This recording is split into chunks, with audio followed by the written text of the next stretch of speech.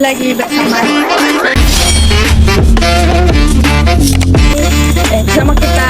sama kita. Kali ini kita akan mengajak kalian untuk mengenal salah satu budaya unik yang ada di Ngawi, tepatnya di Desa Sekarang. Awas. Ya. Baik, saat ini kami sudah bersama Bapak Sugiono selaku sesepuh di Desa Widodaren. Mari kita langsung bertanya mengenai tradisi kebuketan. Kalau yang beki kami sudah dengan silaturahmi, nanti nalih sini tangga asal. Kan kula atlet Apa ya? kula tiyang sini kauman niku tapi niki kuliah teng Parang Siti niku. Kalau alim, saya bisa Itu yang awal mulainya adat ini tuh ada itu gimana? Diawali dari seni kejadian berdampak atau happening art yang berjudul Mbak Kodok Rabi Peri. Mungkin sampean itu tahun 2014. Mbak menawa sampean pernah dengar acara itu Kodok Ibnu Sukodo Rabi Peri Setiawati, itu ada acara di rumah tua itu. Awalnya dari itu, sebelum ada kebuketan itu Mas Bramantio sebagai penggagas acara itu membuat seni kejadian berdampak atau happening art yang berjudul Mbak Kodok Rabi Peri Setiawati. Peri Setiawati itu dinarasikan sebagai penghuni Sendang Margo dan Sendang Liong di alas Begal. Nah, Mbak Kodok itu orang tokoh katakanlah spiritual dari Solo. Ketemu di Srigati di alas Tetonggo, Mbak Kodok di situ buang hajat, terus ditegur sama Peri Setiawati. Konon ceritanya narasinya seperti itu ya. Terus akhirnya dari ditegur, kamu kok buang air sembarangan, karena kemudian dari awal itu dari perkenalan akhirnya dekat dan mereka berdua memutuskan untuk rabi. Ini rabi ini dalam artian bahasa Jawa itu artinya ya kalau kita nasional menikah lah, tapi waktu itu kan kalau rabi itu ya budaya rabi itu anak kalau kita belum terus disakai dengan lingkungan kita pengen tidak kantor kawa ya. Kalau itu kan nikah nenek dan kawa itu pencatatan situ. Nah, itu rabi kejadiannya itu di tahun 2014 dilaksanakan di rumah tua itu. Jadi sampai saat ini masih sering dilakukan. Sebenarnya tahun ini ada itu 9 September itu, tapi mengingat karena ada banyak kejadian Mbak Kodok meninggal, terus ibu mertuanya Mas Bram itu juga meninggal, ibunya Mas Bram sendiri yang di Australia itu juga meninggal. Akhirnya kegiatan kebuketan ini dipending dulu. Jadi cuma diisi dengan selamatan ya, nyelamati Mbak Kodok, nyelamati ibu mertuanya, ibunya sendiri itu. Ya itulah. Untuk upacara kebuketan tidak harus selalu seperti yang sudah pernah kita lakukan. Memang tiap tahun kita membawa tema yang beda dengan jenis tampilan yang beda juga. Jadi nggak harus seperti itu gitu lah. Tapi kalau pas waktu agar itu misalnya sebelum itu dilakukan ada temanya sendiri-sendiri. Iya, tiap kali ada upacara kebuketan itu temanya berbeda. Itu prosesnya rebutan acaranya. Rujukan acaranya itu ya sebenarnya itu yang punya ide untuk membuat acara itu Mas Bram. Jadi seperti untaian acaranya, urutan acaranya itu ya Mas Bram yang bikin. Tapi setiap kali kebuketan itu selalu ada guyang lebu, terus nanti disembelih. Itu prosesinya yang pasti ada itu. Tapi kalau ada pengisi acara atau tampilan kesenian yang lain atau acara sakral yang lain itu cuma sebagai pelengkap. Tapi Kebutuhan sendiri upacaranya yaitu buyang hari pertama buyang, nanti hari keduanya nanti. Dan dinamakan kebutuhan itu Nah ini menurut Madam ya ini soalnya sebenarnya sebagai sumber utamanya Madam, tapi karena Madam juga tinggalnya di Australia sampai sekarang belum pulang, jadi ya paling orang menuju seperti aku yang ngerti kebutuhan ya aku.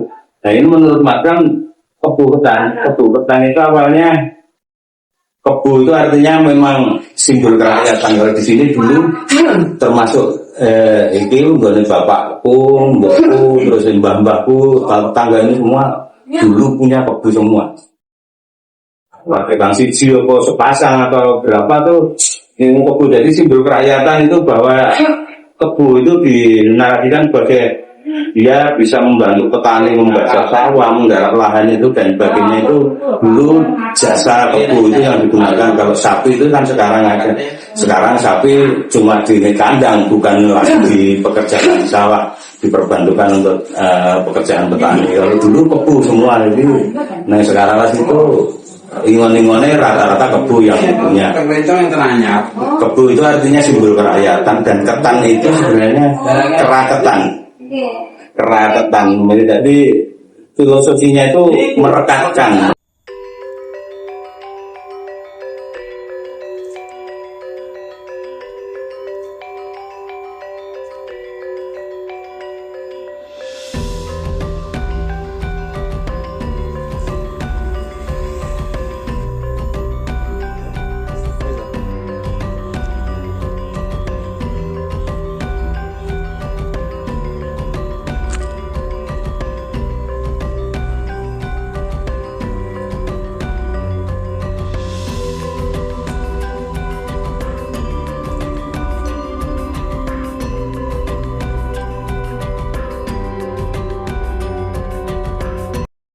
Iki kawit riyen pas dipikul nggih segede nggih. Ya nek pertama nih, iki kan awalnya lagi kepalanya saja. Oh. Kepalanya saja, terus gandeng namanya kebu ketan, jadi terus badannya ini dikei rangkaian bambu menyerupai badan kerbau dan kakinya terus dikei ram-ram gitu terus tempelin ketan. Badannya itu dari ketan dimasak dulu. Terus nek pas disembelih kan iki nggo aliran darahnya lewat sini ada selangnya itu. Terus di dalamnya itu ada apa ya? Jrigen di sini juruh. Ngerti juruh? Nggih. Nah, itu begini. Kenyataannya nggak bisa karena busuk ketane. Begitu udah besoknya gitu, hari ini malam upacara disembelih. Kan terus ini darahnya yang juruh itu kan terus kemana-mana, nggak bisa di jiko ketannya itu ditutulke ya akhirnya wah mubadir lah seperti itu. Akhirnya wis ora ditempelin aja terus dibikin patung sekalian saja semua resin apa iki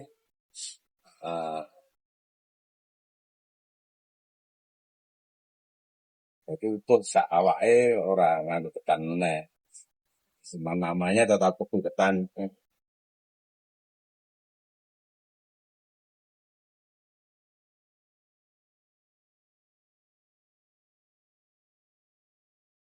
Karena ini kan rumah kosong, Mas. Ini dulu ini rumahnya mbahnya Mas Bram. Rumahnya Mbah. Jadi saya kosong cuma untuk kegiatan apa orang-orang Keraton Ngiyom dalam mengelola upacara buketan melakukan kegiatan itu ya ini rumah ini nggak ada penghuninya.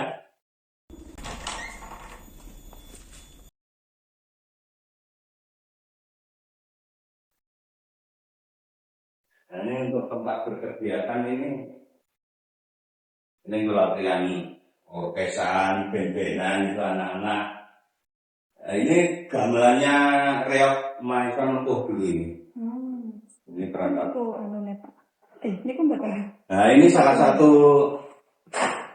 topeng dari reok Maisa Nempuh ini namanya Maisa Nogo. Ini yang memainkan 2 orang. Jadi yang ada yang di kepala, lalu di ekornya itu seperti naga. Itu ini ditampilkan Pak waktu kebo-kebo. Oh iya, itu mesti latihan. Jadi yang nek misalnya yang umum. Oh iya bisa. Jadi penduduk sekitar jadi awalnya itu gamelan ini datang ada rombongan bapak-bapak.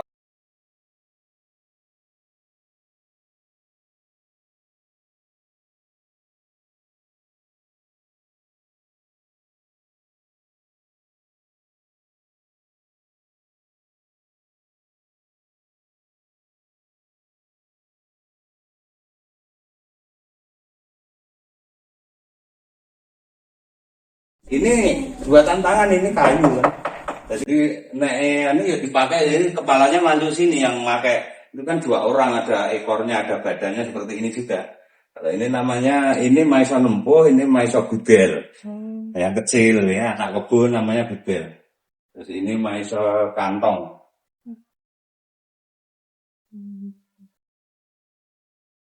Terus itu yang dicengkel kayak itu Maisa Layu itu namanya.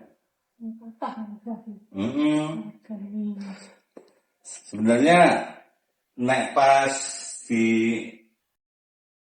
dikeluarkan semua reok Maisa Nempuh itu ada pemainnya banyak karena selain tokoh ini disebut tokoh Maisa Nempuh apa gitu kan. Jadi pemainnya ada 60-an orang kalau full team itu kabeh dimainke, semua tokoh dimainke. Itu ya sekitar 60-an orang. Tapi sakniki nggih pernah nggih Pak, mboten napa mboten enten sing main-ke. Ora karena ya ya. Nek biyen ki ijek akeh cah cilik-cilik, cah SD, cah SMP. Nah, sekarang sing berlatih ini sudah pada merantau kemana, sing sekolah ya wis ora sekolah di sekitar sini lagi. Jadi ya kegiatan kita vakum ya nggak apa-apa gitu aja. Sing isi berjalan ya gamelan karena latihan ini, latihan keroncong, latihan